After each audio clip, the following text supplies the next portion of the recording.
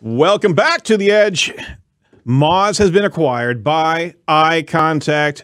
Another headline that we're covering, Google doesn't rank pages and posts differently. What's all that about?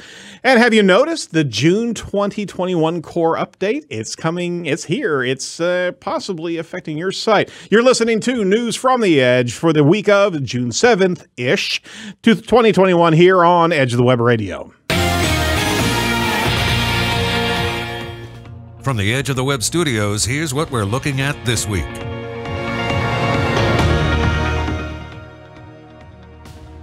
This is Edge of the Web Radio. I'm your host, Erin Sparks of Site Strategics. Every week, we bring you amazing guests to chat with about trending digital marketing topics and SEO news of the week. We're covering that, plus all the digital marketing news each and every week, separately from our weekly interview podcast here at Edge of the Web Radio. You're getting more news to you as quickly as we can. Unfortunately, this one came a little bit late because, you know what, the internet disappeared from our bloody studio yesterday and Monday. So we're back, we're broadcasting, and we actually lost connectivity with Bill Slawski on Friday. So what the heck? And the whole Fastly CDN thing. I know. The whole internet is falling apart. You know what didn't fall apart? What's that? Wix. Wix sites didn't.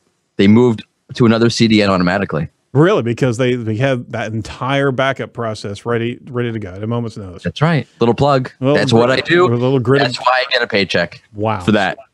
So you just plant Wix seeds everywhere, huh? You just kind of I'm dropping pellets wherever I go, like a deer in the forest. You kind of just basically grab a hold of somebody's sentence and insert Wix here, right? Basically, yeah. Is that wrong? Now, I don't think so. I don't think so. As long as it's accurate and the host doesn't mind. By the way, I think I do. Oh, sorry. We can edit that out. Yeah, no, I think everybody knows you by now. I think this is happening. All right, so check out all the recent shows and videos over at edgeofthewebradio.com. So we're rolling out our podcast on a weekly basis as well as our YouTube videos on a regular basis or semi. Yeah, I think we're doing it regularly, aren't we, Jacob? Yep. Yeah.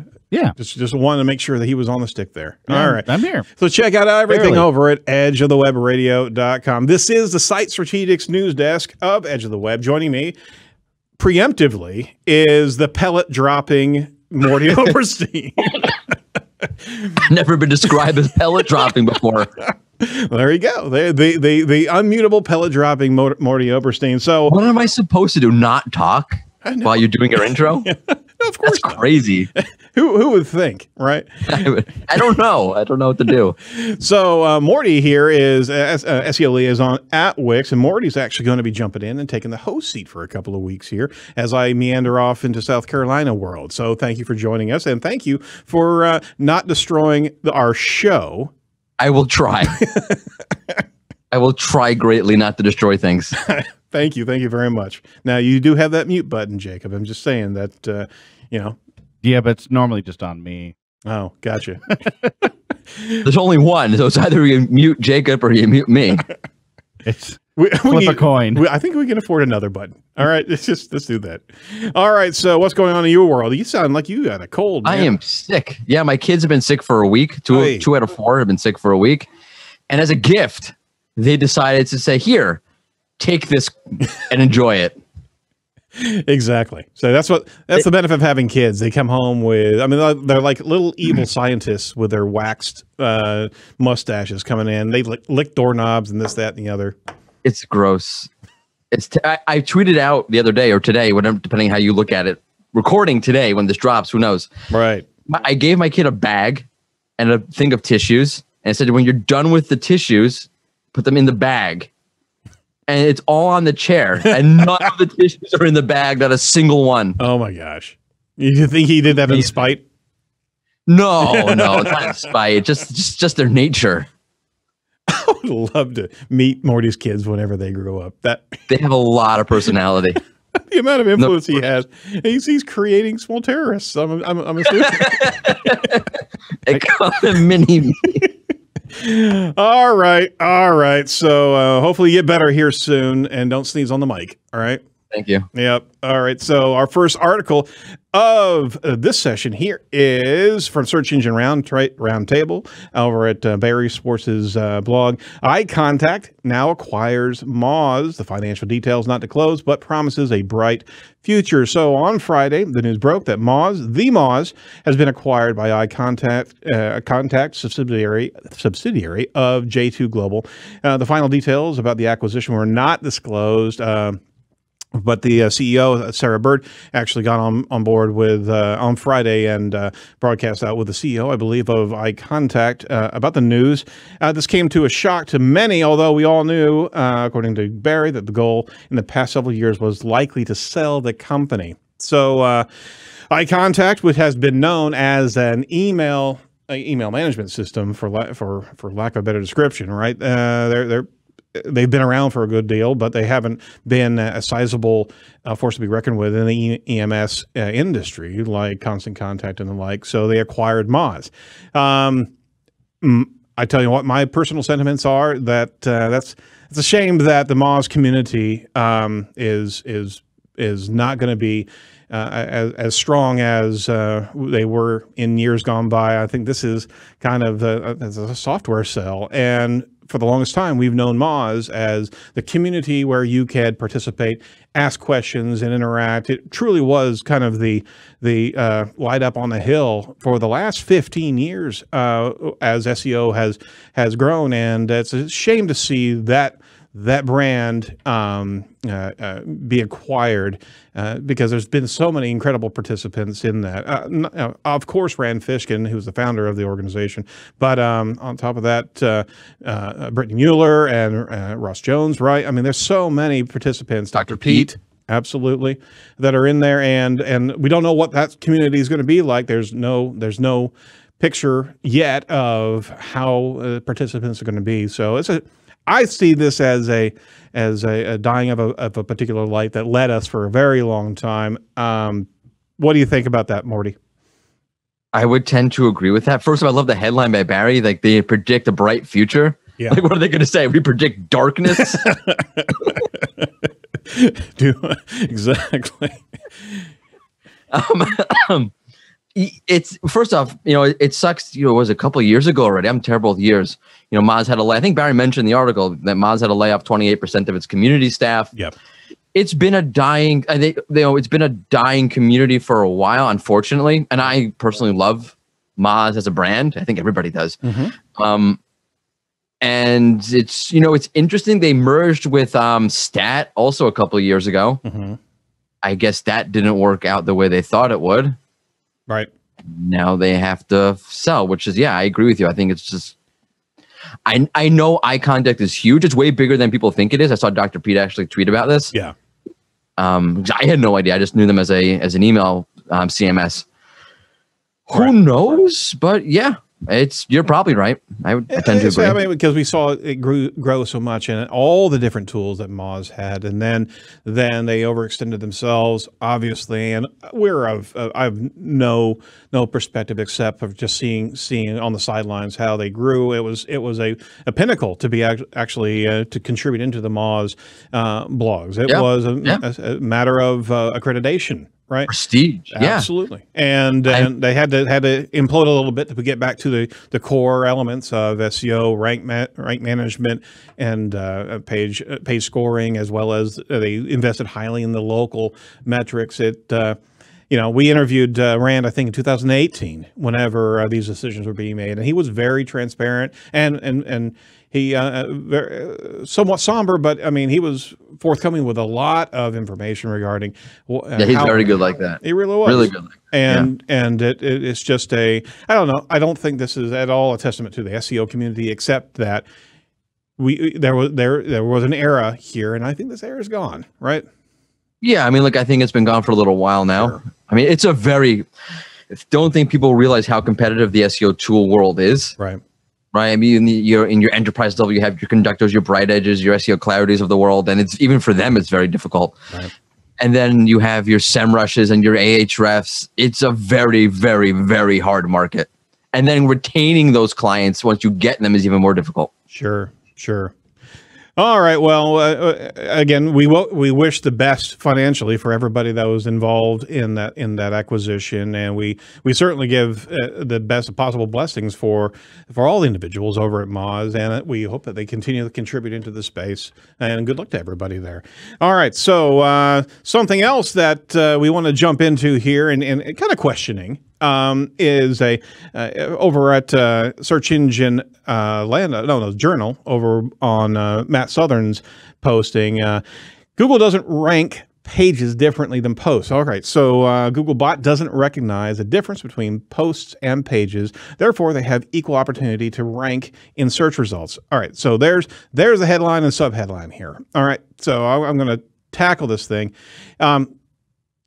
There was a Webmasters Forum, not a Webmasters Forum. There was a SEO Hangout with John Mueller over on June 4th, and a site owner, Navin Adekari, joined the stream asking Mueller why his blog posts aren't getting as much traffic as his service pages. He asked if Google treats content differently when it's published in the blog section of the site compared to the content published in other sections. I think this conversation has been there for a long time, but the response was actually interesting. John actually responded, I don't think Googlebot would recognize that there's a difference. So usually that difference between posts and pages is something that is more with your back-end organization of your CMS that you're using within WordPress, if that's the case. And it wouldn't be something that would be visible to us. So we look at these as if it's an HTML page and there's lots of content here and it's linked within your site in this way, and based on that, we would rank this HTML page. So they doubled down and actually talked about the cross-linking, the interlinking between the websites. So we would essentially say it's an HTML page. That's this content here, and it's interlinked within your website in this specific way. So point is here, it's something a little bit deeper, I believe, that we're talking about. We've been talking about knowledge panel, and we've been talking about Google understanding entities. And one of the key factors of introducing an entity or subject matter on your website is not whether it's in a blog category or in a structural page. It's how you're cross-linking, how you're introducing these key pillar concepts to your audience, and what's a really important page and a supplemental supportive page. So if you kind of separate between the pages here, what you're, no pun intended, what you're seeing here is Google's really interested in how you're referring to this content, not where it's stored. But I got to argue that page structure and structural pages and the taxonomy that comes along with really good file cabinetry as it applies to service pages and subpages, they are naturally more interlinked than the blog categorization that's over there. So I contend with this a little bit because there has been always this internal linking buildup inside of a structural page. That's why everything is valuable so much. But is this not just kind of a peek inside of what Google's really trying to understand, not just about your site, but also about the topics that you're reinforcing on as well? There's my 50 cents worth there. Mordy, what do you think about this response about pages versus posts? Yeah, I mean, the question is funny in its own regard. Yeah. The only way Google's going to know, first off, there's many types of pages like blog posts, like your dynamic pages, like shopping pages, product pages, right? Absolutely. Those are similar. From a CMS point of view, blog posts and shopping pages are very, very similar, actually, as opposed to your static pages. So the question's very funny. The only way Google would really know the difference outside of looking at the content itself would be through the subfolder. So, if /blog versus /products versus /FAQ, whatever you have set up on your site. Right. But yeah, the interlinking is really, really important, particularly on a big site for crawl budgets, obviously. You can tell Google which pages are the most important pages. Right. I think Google understands the difference between the various types of content on your site, regardless of how often you're linking to it. Like, for example, let's say, and there's a caveat to what I mean by that, because you can take that and say, Morty, that sounds insane. Let's say you run a query for, I don't know, how to install Windows 10, and you have a whole blog post about this. Right. Okay, it's not going to look at one of your product pages and say, oh, that's a relevant page for this, because there's so many internal links to that page. No, right? It's not. Right, exactly. No, so internal linking is very important, but it's not more important than what John is saying, the HTML on the page, what the content is. The content, I firmly believe that they can tell the difference in so many ways of what types of pages and information. Yeah, they don't need the subfold. Landing pages have CTAs, they have images, they have accordion files, blog posts. Don't they know exactly what's there? And it's a funny question because like when you search for something such as, again, how to install a washing machine, and just making this up, obviously. What else would rank but a blog post, basically, right? Right, exactly. Or an FAQ section, or some technical. All right, so like leave aside the the FAQ for a sec. I'm like, think of a better. That's a bad example because you have an FAQ for that. Right. With those types of informational queries, I don't understand. Like, why would you think blog posts wouldn't rank? What else would rank? Exactly. It doesn't have any other place on a website besides a blog. No. Exactly. Yeah. So I call a little bit of shenanigans there because Google absolutely knows the different areas of your site. In fact, they were even relaying to us earlier on this year that different content sections will rank differently, right? And they understand your site. They're profiling the site, saying, all right, you talk about A, B, and C. You offer A, B, and C. C is not really as relevant to your site as you might think it is. We're not ranking you for C. And it's not about completely about interlinking, making sure that, this section doesn't get enough links. You could be uniformly linked across the board in a much better way, and you're still going to weigh heavily in a particular subject matter, and not even considering the inbound link factor, right? It's going to look at your content and judge it accordingly of what's most valuable. Are you telling us, John, that it's just about cross-linking between pages? Is that the case? Of course not. Of course not. There's a hierarchy here. Like first, the content has to be good and relevant, blah, blah, blah. And then we can look at things like interlinking. You don't start off with interlinking and subfolders. Right. I think if I could be so bold, I think he was a bit coy on this answer. He was answering directly to the question and how it was actually asked. Correct. Yes. That's what he does. That's exactly what he does. John is like studying the Talmud. It's like very nuanced. You gotta understand, all the narrow specifications. If you want an answer, you gotta decide what that question is before you actually get the answer, right? That's basically, All right. Hey, we're proud to have Site Strategics as a sponsor of Edge of the Web. We are the pioneers in agile digital marketing.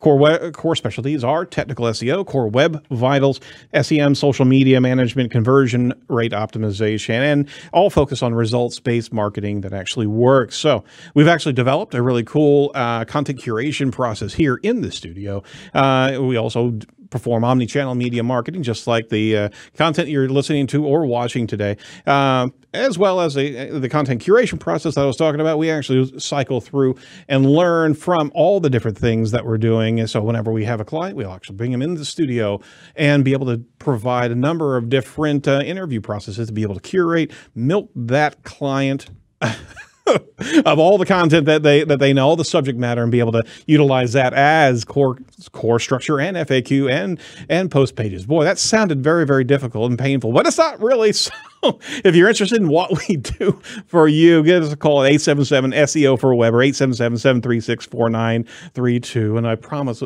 our milking will be very painless. All right. Third article. We got a Core Web Vital. I'm sorry. See? Damn. It's core update. Core update. Google's June 2021 core update is among us. Over at Search Engine Roundtable and Search Engine Land, you want to have a look at those. A new broad core update began rolling out Wednesday. This one is named June 2021 core update. All right. Google's search liaison, Danny Sullivan, announced, adding that we should also expect a July 2021 core update next month. The chatter within the industry was not at core update levels, however, meaning SEOs who track these changes didn't really say that this was a big update, but we're seeing some spikes. We're seeing a number of different rank monitoring programs show a good deal of volatility here. So what should we take away from this core update? Not core web vitals, but core update. What are you seeing right now? It's very different than your typical core update. There's not as much movement as there typically is, and the movement's not as noticeable. So I usually look at page level, keyword level, page movement. So I leave the domain level stuff to Glenn Gabe, who does an amazing job with that. Absolutely. Glenn's amazing all around. It's not as noticeable. It's hard. One, there's not as much movement, and two, the movement's not as demarcated or is clearly seen. Usually you'll see giant spikes up here, giant spikes down there. Here, there's some sites going up a little bit, a couple of sites going down a little bit. The movement's not as intense, both in volume and both in the quality of the movement itself, the number of positions being moved. From what I can tell, it's a little bit anecdotal, but I've looked at dozens upon dozens of keywords over the last couple of days. Yeah. Also, tons of reversals from those May unconfirmed updates. Oh, wow. Lots of them. So you'll see a site in May, one of those May updates went down, down for a week or two, fantastic, back up with the core update or the reverse. Yep, actually, we're seeing that with a couple of our own clients as well, those reversals. So that's fantastic to see. There's a number of points of postings inside of Barry's article, seeing SEMrush showing ranks plummeting site-wide on entertainment and education sites. And again, just cherry picking from a few insights here. So you got Glenn Gabe out there is probably going to be rolling out something very soon regarding everything from a domain and product search and beyond. Yep, but Glenn goes deeper than just domain. I was just giving him props for he's huge. Tweet. Yeah. He moves quickly. So where can we find? So for a listener here that's either maybe in their own marketing firm, where can they find what they can see from their own site and what type of behavior they're experiencing? Because Google Search Console obviously is a couple days behind, but is that really going to tell us the biggest amount of fluctuation, or what kind of tools should we be pointing at our website? The easiest one would be Google Analytics. Just check out your organic traffic. Sure. I mean, you can check out your rank trackers as well and see. Well, the problem is with Google Analytics, you're not going to be able to see those terms, and the rank trackers are right. You'll know, right?